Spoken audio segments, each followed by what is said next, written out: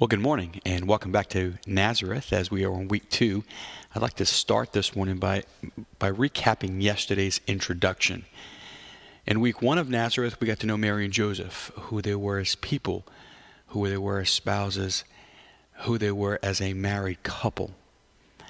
In week 2 of Nazareth, we'll be drawn into their family, taking a look at what Nazareth was like, what was their home like, what was their family life like.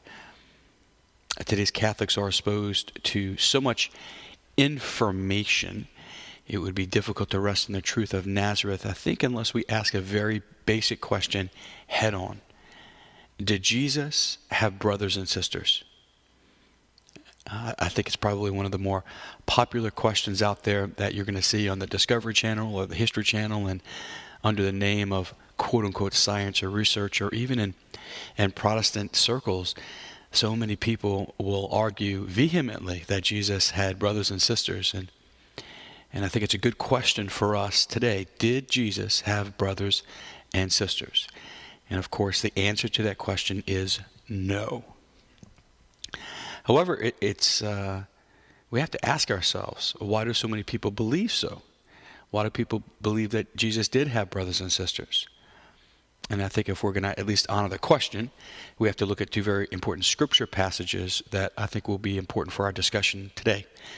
So on the blog, I have them listed for you, but the first is Matthew chapter 13, verses 55 to 56.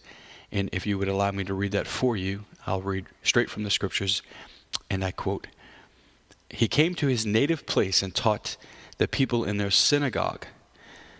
They were astonished and said, 'Where did this man get such wisdom and mighty deeds? Is he not the carpenter's son?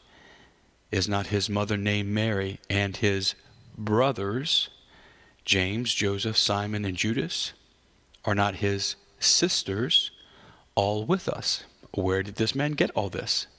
So very clearly, in the English translation of the Bible in Matthew chapter 13, it says that, quote-unquote, Jesus had brothers, James, Joseph, Simon, and Judas, and he had sisters who were with them.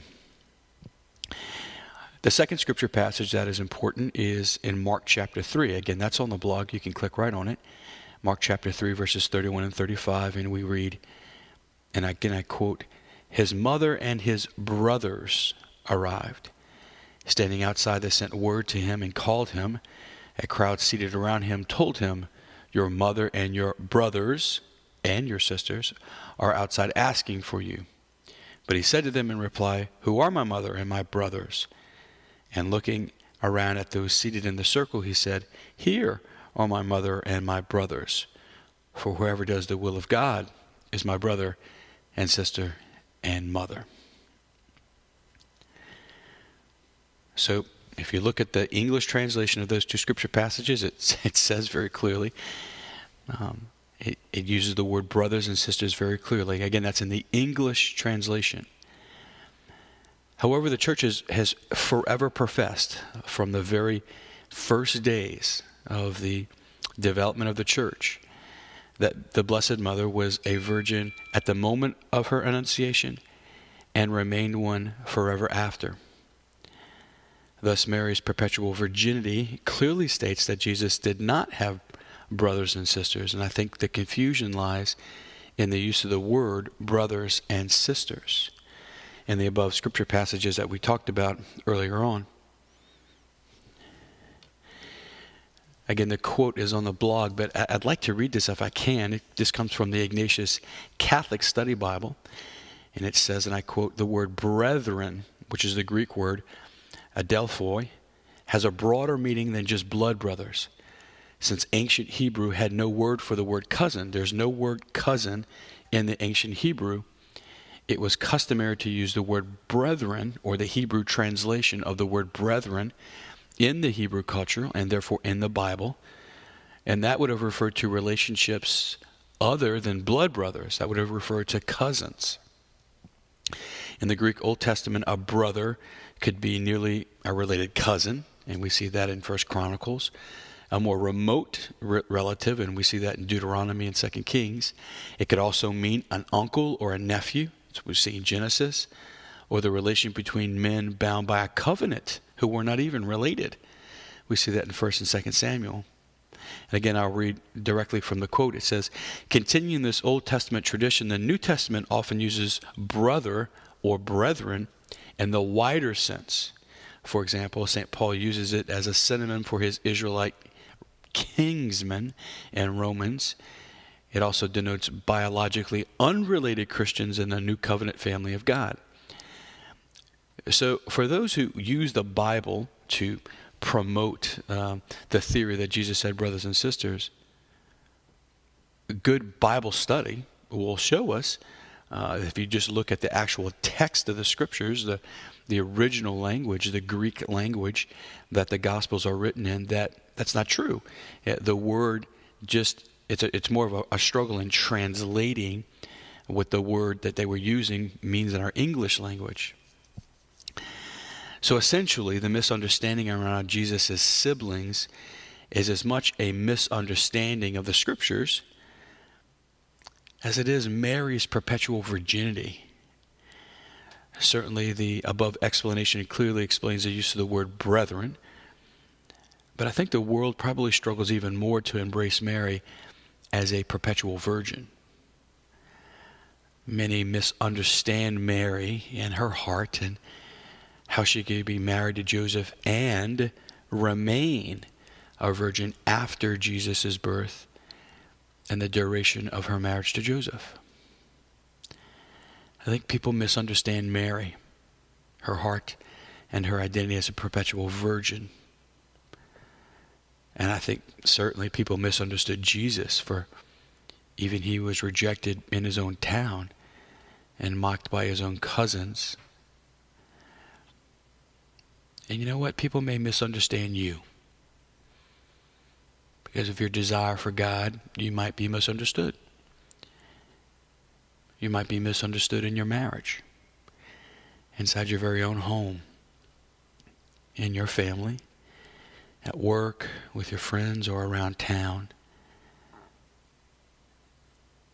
You might be misunderstood, just like Mary and Jesus were.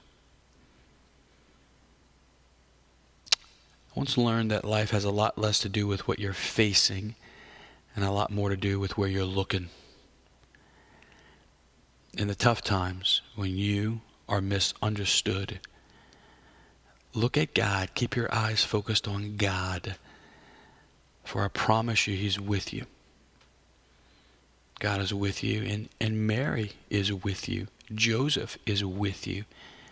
Jesus is with you. All of them were misunderstood. And I promise you, they are with you when you are misunderstood. For your prayer today, I would just encourage you to maybe consider how often Joseph and Mary would have prayed when they were misunderstood. When Mary first conceived Jesus in the Annunciation, she was misunderstood by so many people around her. When Joseph decided to proceed with their marriage and not divorce Mary, as all the men in Nazareth wanted him to do, Joseph was misunderstood.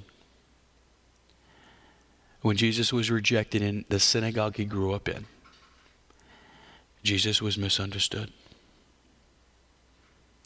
So I encourage you today to read John chapter 15, and I want you to start with verse 16 and then reread verses 1 through 16. So verse 16 is kind of like a bookend for you. John 15, start with verse 16, then read verses 1 through 16. And read it a few times, just like you've been doing. Again, as you read it each subsequent time, slow down every time you read it, and pay attention to what word or phrase just kind of tugs at your heart. And then I want you to pray with a hidden scene in Nazareth. Now let's just say maybe Jesus is 2 or 3 years old now, and Mary gets up and she decides to go to the water well in Nazareth. And all the small-minded gossipers of Nazareth are still whispering about Mary and Joseph, how they all misunderstood the circumstances of her pregnancy, and Mary is still misunderstood in her own hometown. I want you to imagine that you're going to the well with Mary today. And as the two of you are walking, and as she sees those whispering and gossiping about her, she looks at you. And she asks you, when are you misunderstood? What's on your heart today? How do you feel when you're misunderstood? Let's be present to the present moment and talk to God today about when and what's it like for you when you're misunderstood. God bless you.